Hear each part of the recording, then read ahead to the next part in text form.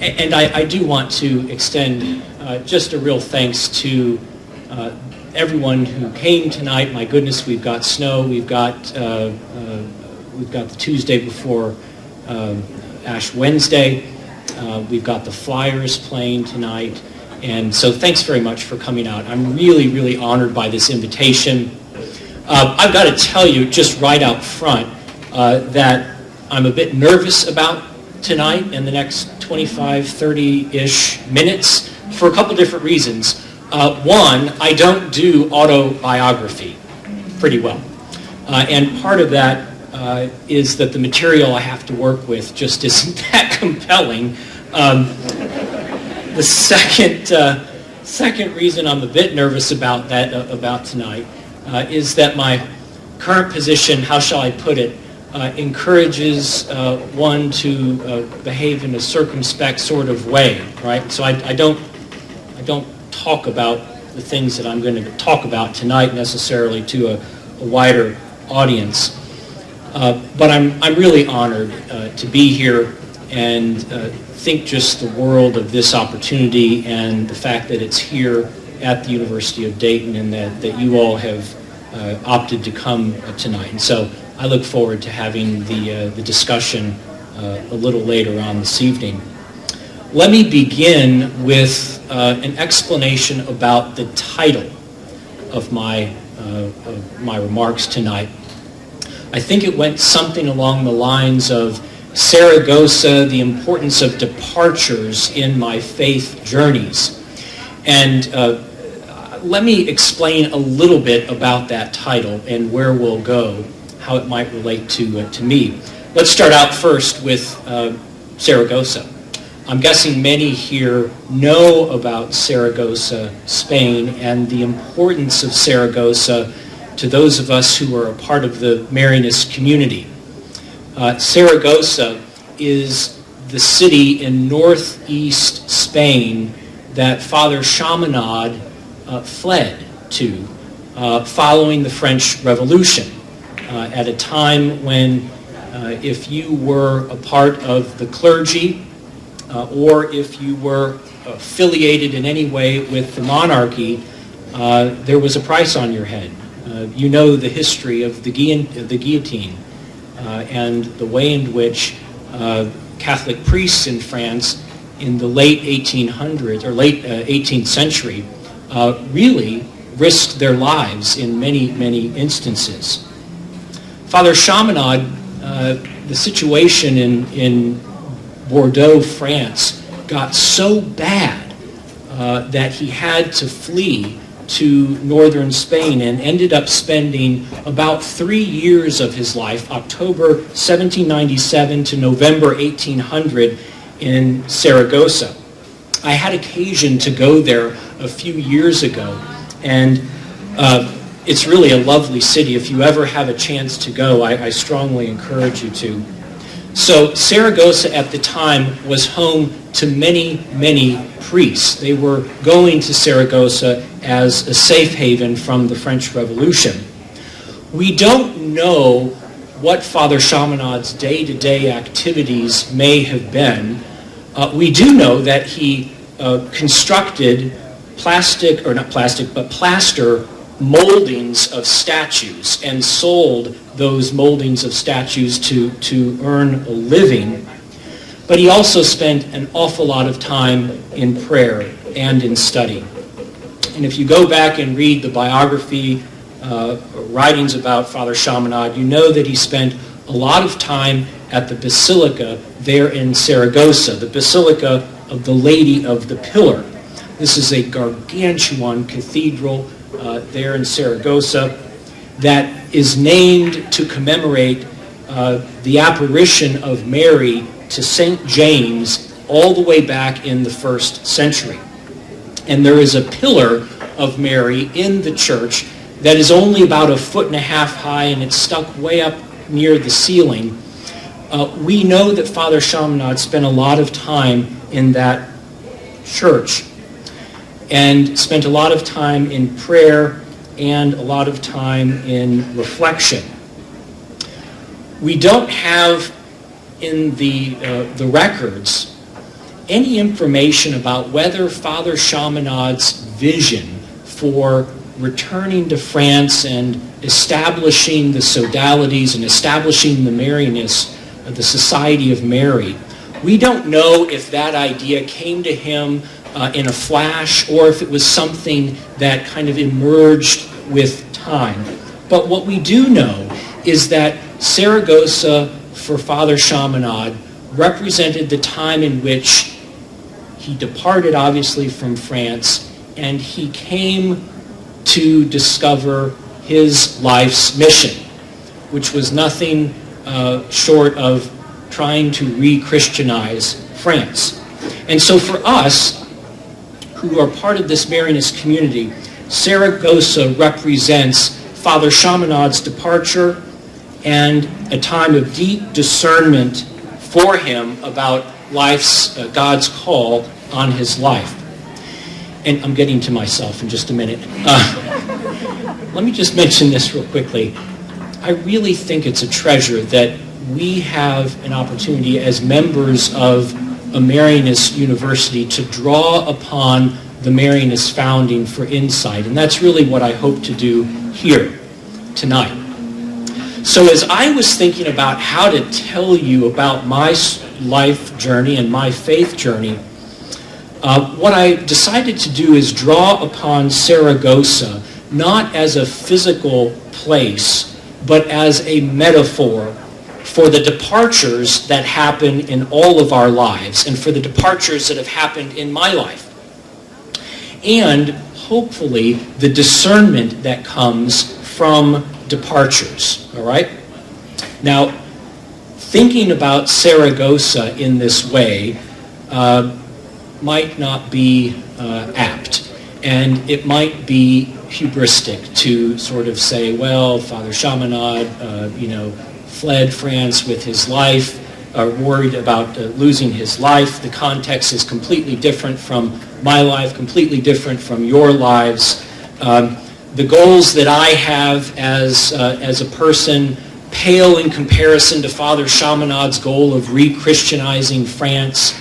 I was reminded of this when I sort of looked at my Google Calendar today, and so you're wondering, how do I spend my time? Dom sort of alluded to that.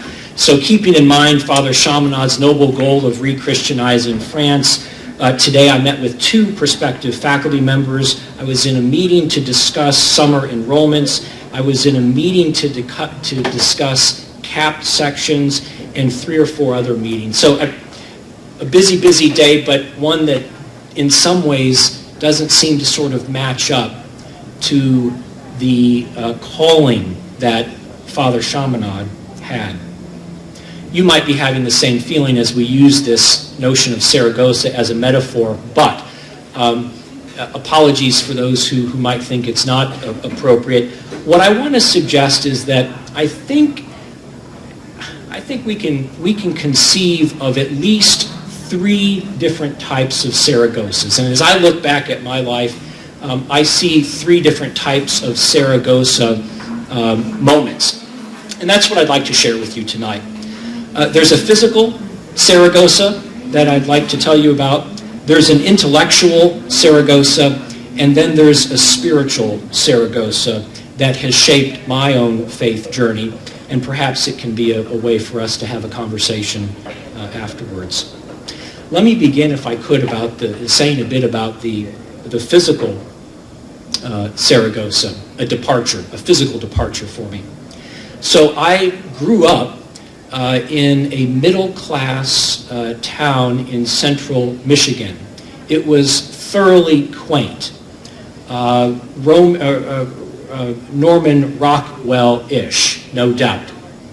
And when I was in junior high, my parents moved us, I have 2 younger siblings, they moved us to the Rio Grande Valley of South Texas. And that is the southernmost portion of Texas, at the very tip of the very tip of the state, right across the Rio Grande River from Matamoros, Mexico. The 2 worlds could not have been more different, right? So the Rio Grande Valley, you have a sense of what I grew up. It's kind of, place in Michigan I grew up in was not too dissimilar from Dayton. The Rio Grande Valley, flat as a board, hot all year long, lovely palm trees. In terms of topography, cotton fields, sugarcane fields, orange groves. Anytime you eat ruby red grapefruit, those came from the Rio Grande Valley. Anyone ruby red grapefruits? A few? Yep. So that's where I grew up. Very, very different from central Michigan. It's 88% Hispanic.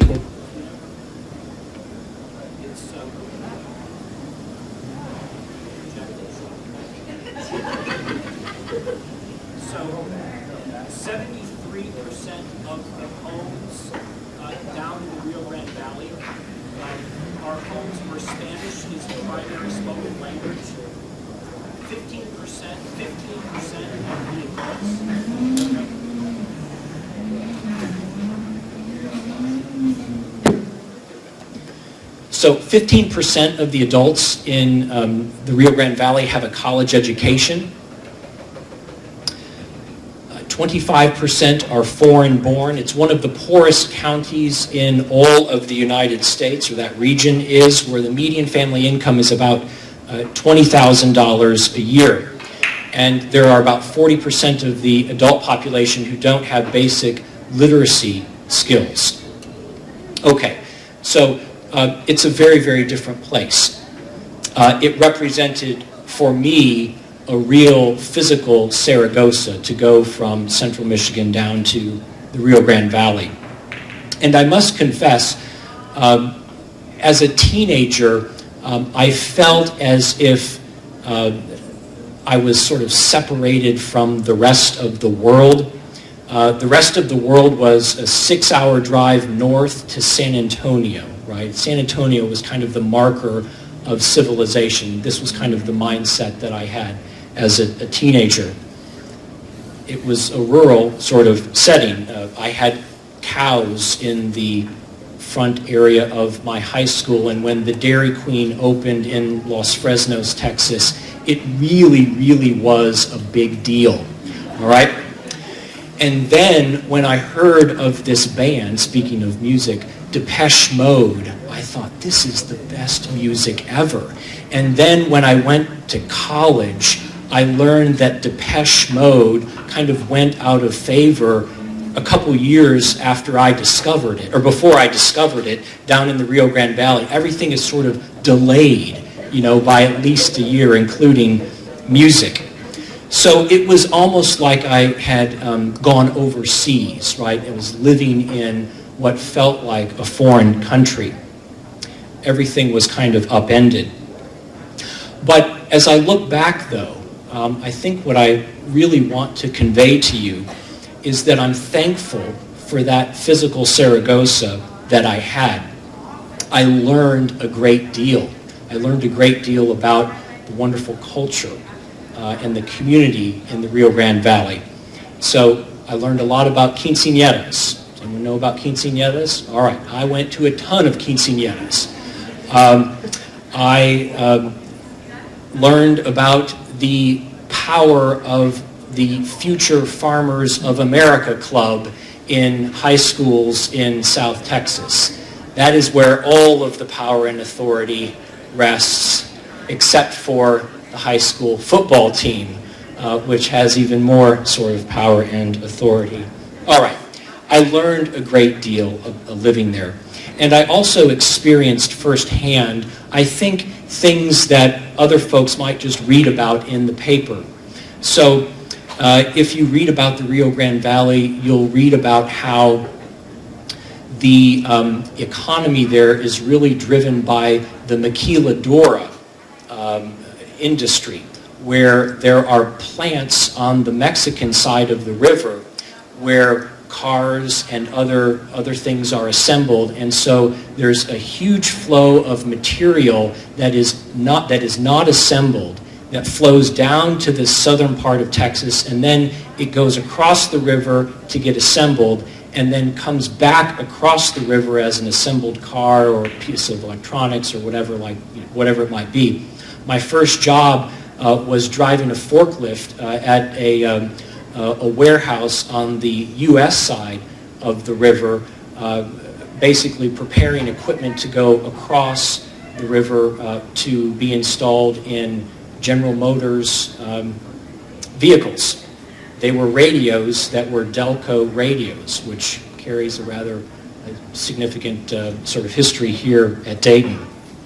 I also experienced firsthand what it meant to be a student in a migrant farming family. Now, I wasn't a part of a migrant farming family, but a number of my friends in high school were, their parents were migrant farmers, which would mean that they would follow the agricultural production schedule from Texas up to the Midwest. And so they would leave our school for months at a time, and then as the agriculture cycle continued, the cycle made its way back to Texas, they would come back. And so I had firsthand experience about what migrant farming is like from a youth perspective, what the maquiladora system is like, and some of the challenges, obviously, that these two things place on that part of the country.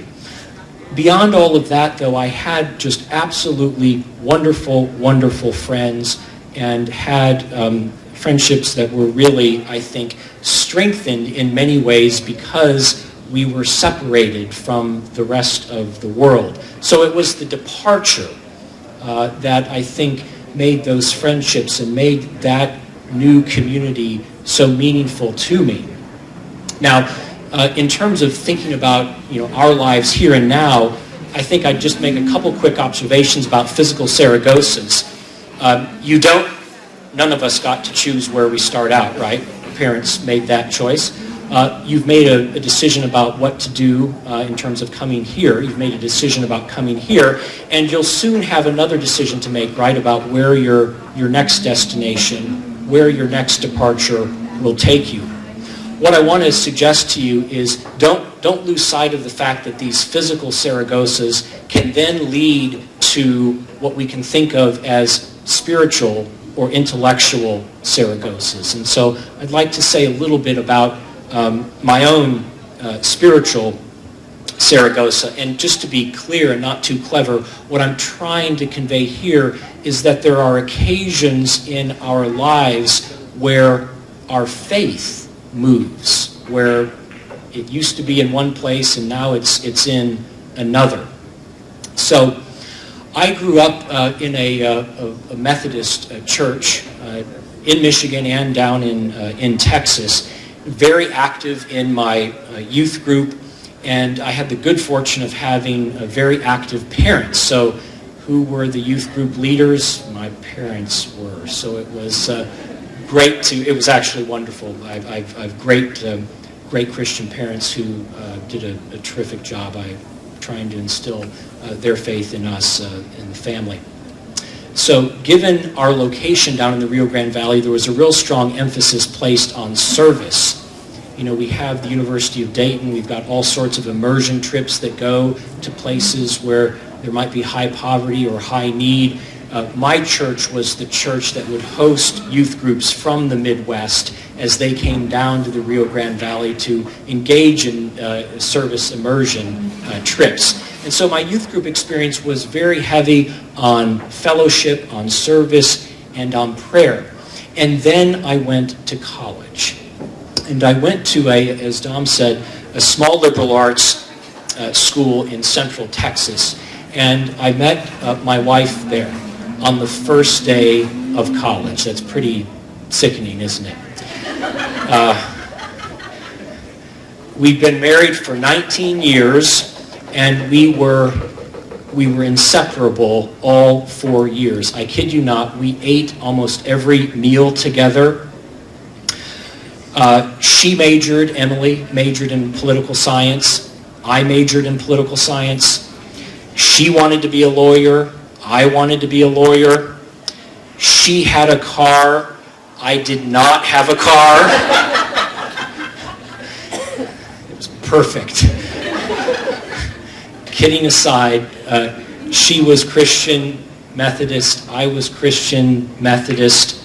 And honestly, God's greatest blessing, notwithstanding Daniel and Vivian, greatest blessing in my life was that first day of school when I met Emily. Now, what marked those years, in addition to all of those meals and car rides and everything, Emily challenged me to grow spiritually in ways that I could not have even fathomed. And I just want to give you one kind of visual picture of this. So Emily went to parochial school in high school and in elementary. And so and I know this sounds a little cheesy perhaps, but we studied all the political science, but then we were in Bible studies together. And I remember the first time I saw Emily open up her Bible, and she came from a sort of tradition and practice where you mark that book up, right? Marginal notes, highlights, stickers, whatever it might be. She had that book marked up from cover to cover.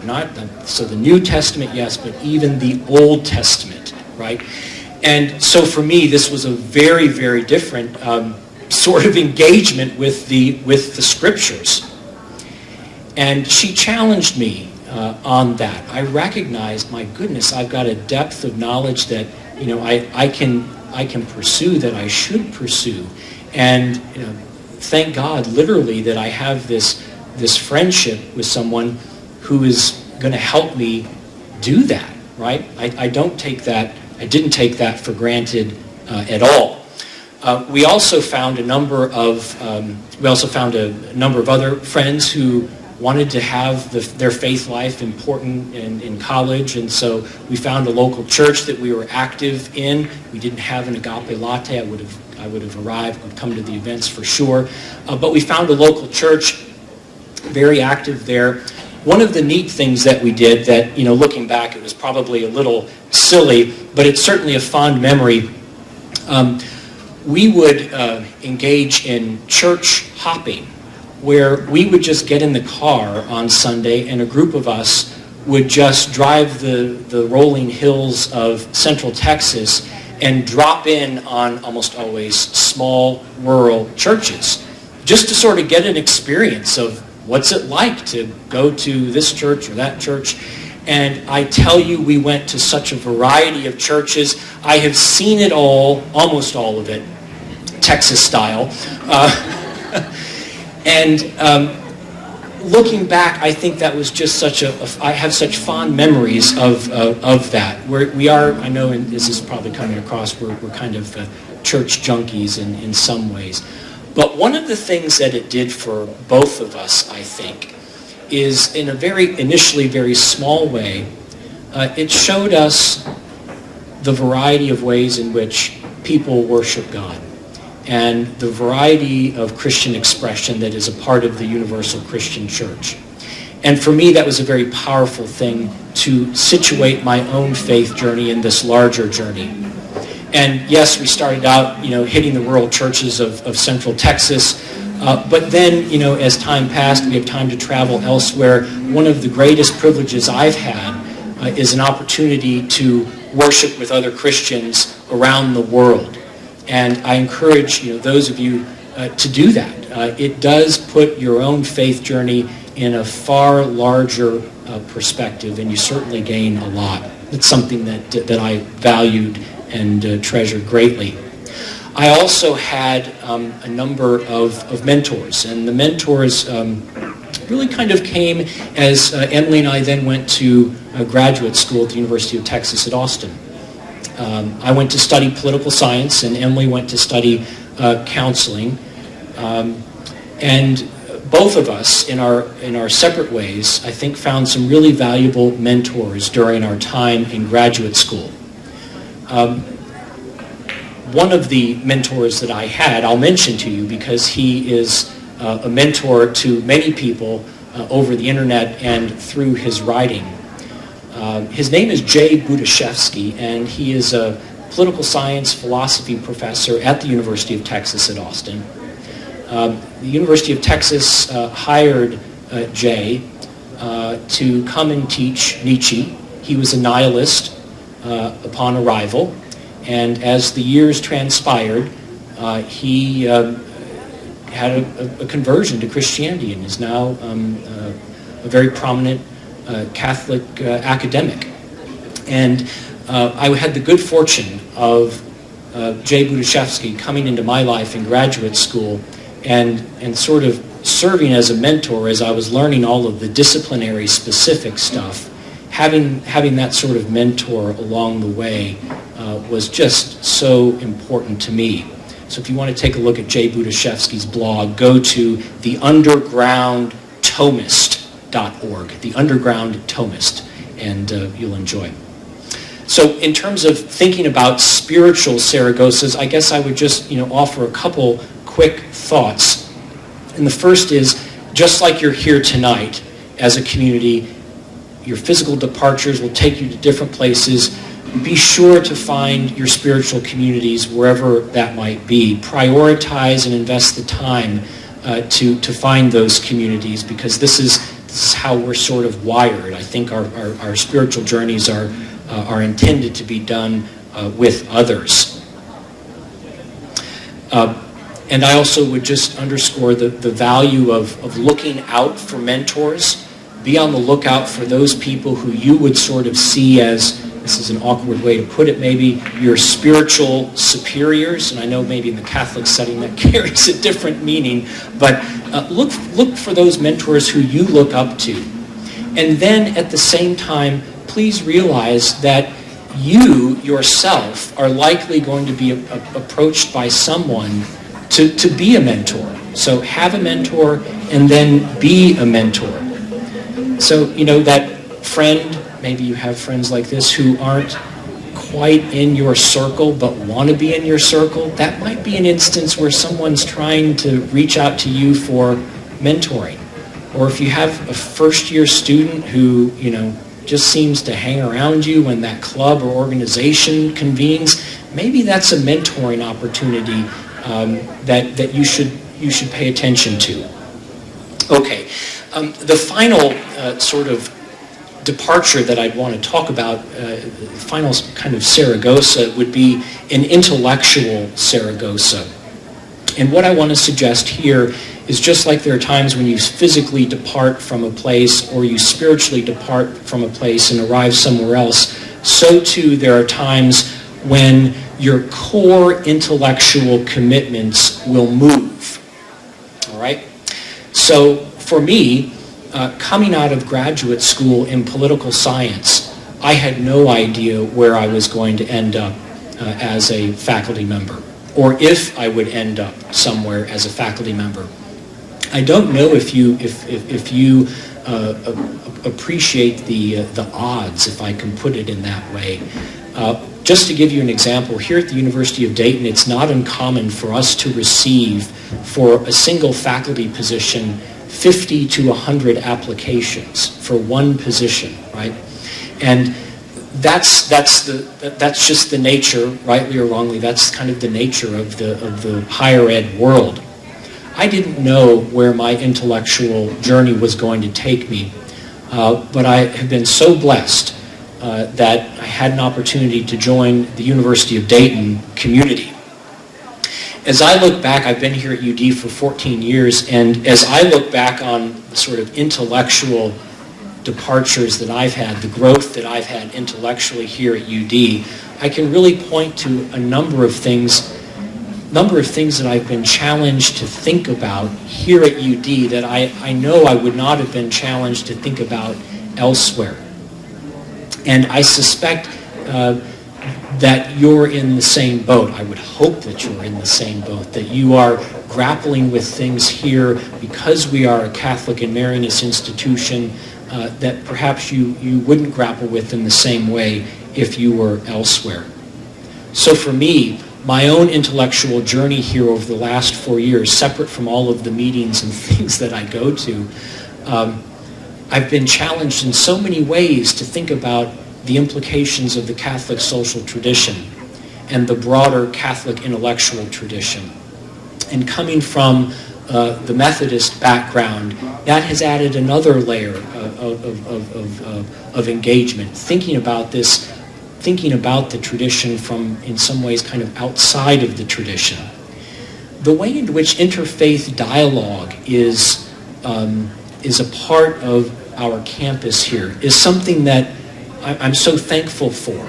That, 10, 15 years ago before I came to UD, I very well may not have anticipated, well, this is something that this campus is going to enable me to engage in. And so that sort of intellectual journey is something that I very much appreciate. There has been, if you've been following any of the news lately about events that happen at universities around the country, there's been an awful lot of conversation about what are the necessary ingredients for an effective university, right? What do we need? And there are all sorts of, I think, valid points on this. There are many, many ingredients that I think we need, but I'd like to just offer a couple ideas about ingredients that you need as individuals so that you can be ready to pursue that intellectual journey and to have those intellectual Saragossa opportunities. A couple quick ideas, and I'm almost finished. I guess the first thing that I would say is don't surround yourself with carbon copies of yourself. Unless you really have figured it all out, then you've got it set. I find that some of my most fruitful and stimulating intellectual journeys have been when I'm sitting around the table or I'm standing next to someone with whom I don't share a worldview and I don't share a common set of suppositions. And that is, it can be difficult, it can be unsettling, but I think that's where the real kind of intellectual growth takes place. And so I would just encourage all of you to intentionally sort of be ready to engage with difference and be simultaneously ready for you to share your own perspective. Each of us is created in the image and likeness of God, and you are as capable of sharing your opinions, drawing upon your own experiences as anyone else. And that's what's needed for the academic community, for the intellectual community to be as rich as it needs to be. So be on the lookout for those intellectual Saragossas that I know are taking place here and that will take place after you leave UD. Let me leave you with this, if I could. You'll recall that I mentioned at the outset that we really don't know the manner in which Father Chaminade received his mission from God when he was in Saragossa. We don't know the specifics, right? Was it just in an instance, or did the vision sort of come on gradually? While we don't know the specifics, we do know his thinking after he was back in France, after the environment had improved and he was able to return and act on the vision he had there in Saragossa. In one of the first meetings that Father Chaminade had with some of the first religious people, part of the sodality there, he gathered them, and in a letter it is written, this is what he said to them. It's just one sentence, but it's a real powerful sentence, and it's a sentence that I'd like to leave you with tonight. Here's what Father Chaminade said after his Saragossa and seeing the religious people gathering now, manifesting the vision that he had back in Spain. He said this: "Such as I see you before me, so I saw you long before the foundation of the society. Such as I see you before me, so I saw you long before the foundation of the society." My hope for you is that your departures come along, the spiritual, the physical, the intellectual. And as those departures come along, whatever form they might take, whenever they might come, my hope is that you have the confidence and the faith to similarly remark, "Such as I see you before me, so I saw you long before. Thank you very much for this chance to share these observations.